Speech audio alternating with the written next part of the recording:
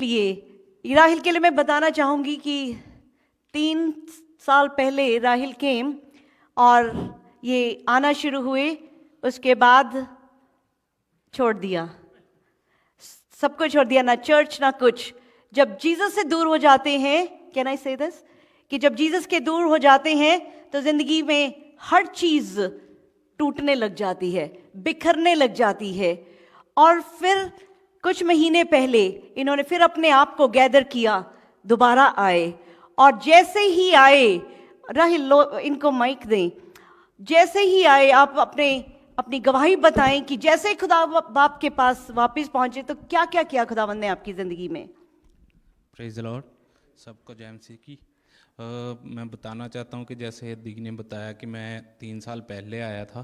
3 साल के बाद बीच में मैं कभी कभी आता था, कभी कभी नहीं, पीछे ही बैठ के चला जाता था ऐसे ही। तो जब मैंने ये सब कुछ ही ऐसे छोड़ ही दिया, लॉकडाउन लग गया, चर्च भी नहीं जाना, बाइबल भी नहीं पढ़नी, प्रार्थना भी कभी मन किया तो कर ली, कभी नहीं की। तो ऐसे ही मेरी जॉब भी चली गई और मेरा कोई भी काम सही नहीं हो रहा था, मेरी पीआर की फाइल भी नहीं लगी। तो मैं ऐसे ही एक दिन काम पे था, तो काम पे मैंने दी को पहले टेक्स्ट किया कि मैं चर्च आना चाहता हूँ। ऐसे ही उन्होंने बोला आ जाओ आप, कोई बात नहीं। तो मैं चर्च आया और मेरा ड्राइविंग लाइसेंस था, वो मैंने 5-6 बार टेस्ट दे लिया अलग अलग जगह पे, कहीं भी जाके दूर दूर जाके भी दे लिया, वो भी नहीं बनता था। जितनी भी मैंने अपनी सारी सेविंग थी सभी मैंने टेस्ट पे लगा दी, 5-6 टेस्ट दे दिए। तो उसके बाद जब मैं चर्च आया तो मैंने अभी 1 वीक ही हुआ था मेरे को आए को, तो मैंने आगे दी को बताया ऐसे मेरा कि कुछ भी सही नहीं है, अभी मैं फिर से चर्च आया हूँ। तो मैंने जब टेस्ट फिल किया, मैंने दी को बताया कि मैं टेस्ट फिल कर रहा हूँ अभी। तो मैंने प्रेयर करवाई, टेस्ट देने गया और मेरे एग्ज़ामिनर, हर बार मैं पास होते होते रह जाता था। इस बार मेरे साथ एक एग्ज़ामिनर जो लेडी आई थी, वो ऐसे ही पंजाबी लेडी आ गई मेरे साथ, और उसने जो मेरा टेस्ट लिया ऐसे ही मुझे लगा कि मैंने उसको लिफ्ट दी है, वो मेरे साथ ऐसे ही बैठी है और इधर उधर मुझे घुमा रही है, बस ऐसे हुआ टेस्ट मेरा।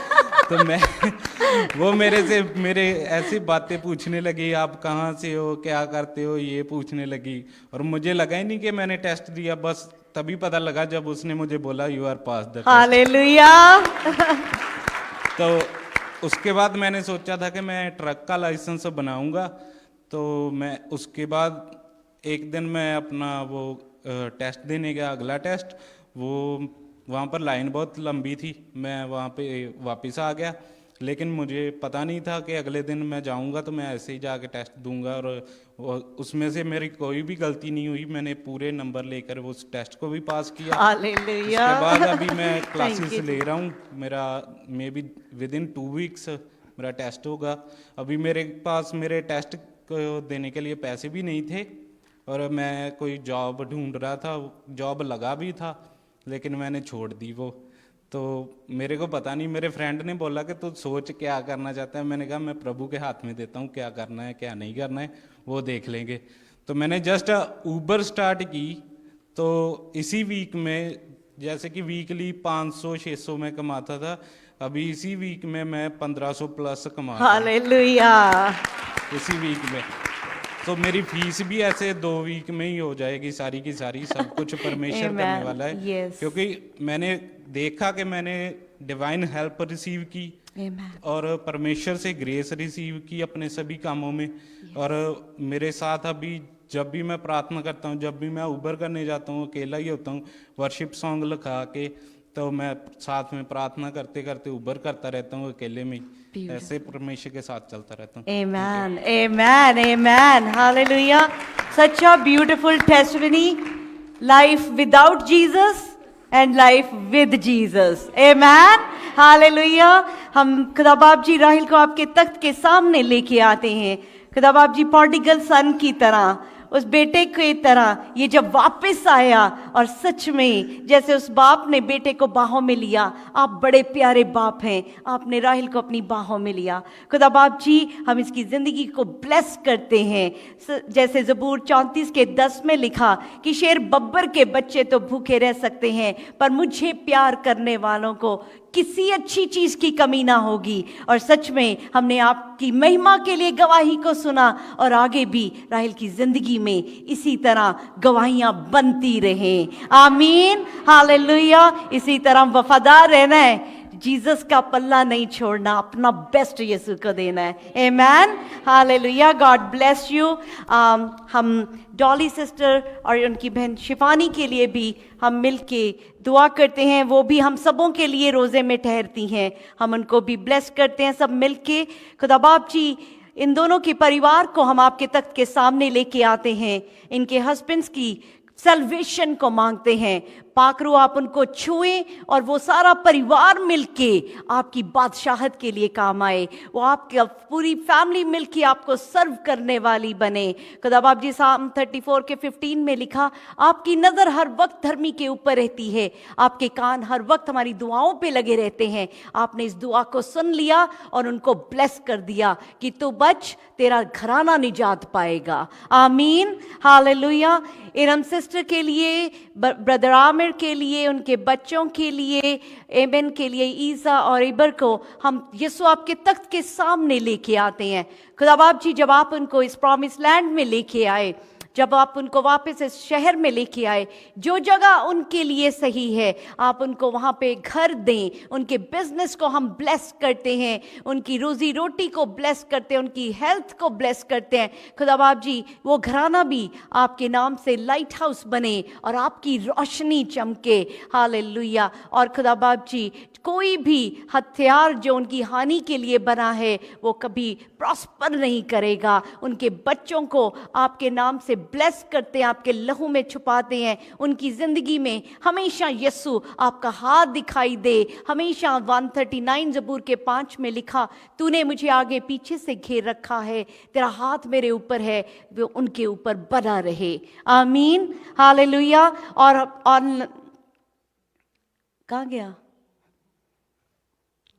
ऑनलाइन हमने पिछला इसका आज की जो थी स्किन डिजीज के लिए, बहुत से लोग जो स्किन डिजीज है जिनको, अगर किसी को भी एक्जिमा है, सोरासिस है, कोई भी तरह की, आज हम खुदावन से मांगते हैं, खुदा बाप जी आपके नाम से आप एक एक को छुएं। आपके कह देने से तो कोड़ी चंगे हो जाते थे।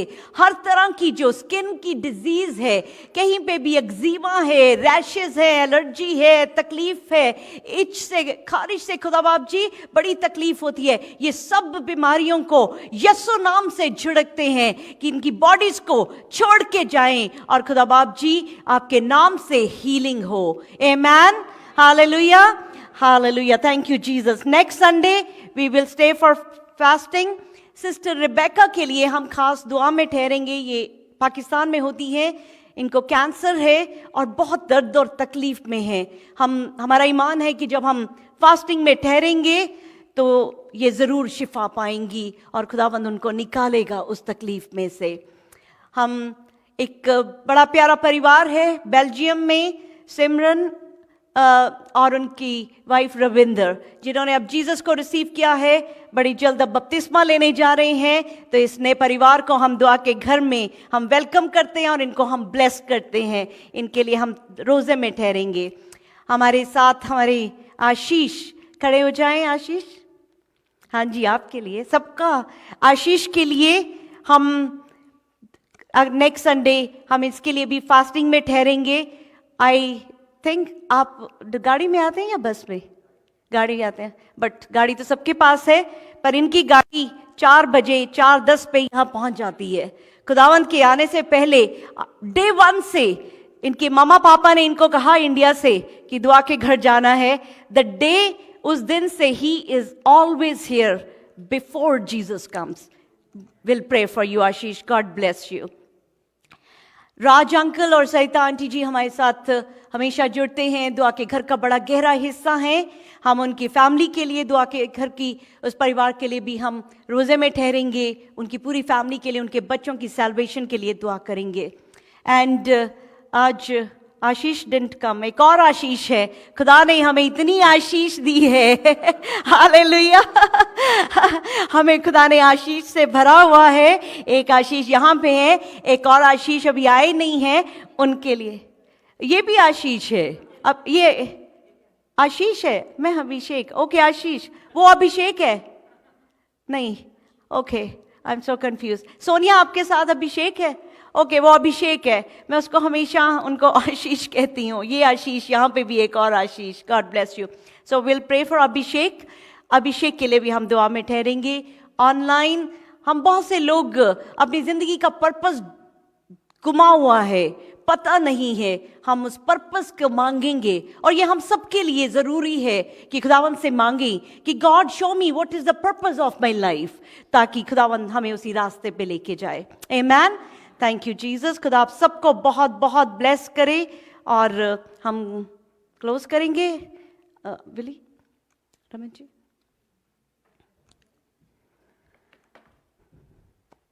रमन जी नरसिंगा भी ले लें। अच्छी टेस्टमनी, मैं वो टाइम भी सामने काउंटडाउन चल रहा होता है, शरण आ जाए अपनी टेस्टमनी दें। आपने भी देनी है, ओके।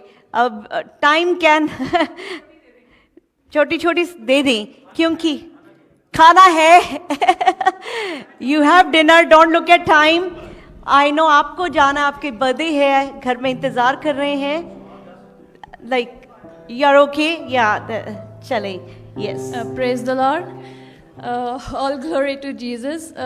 मेरी टेस्टमनी ये है कि थर्सडे को मुझे मेरे लॉयर से मैसेज आया कि आपका ना मेडिकल अप्रूव हो गया है, और मैंने उनसे पूछा कि ओके तो नेक्स्ट प्रोसेस का कितना टाइम लगेगा, and they said it takes about 1 month, या फिर 1.5 महीना भी लग सकता है, 2 महीना भी लग सकता है।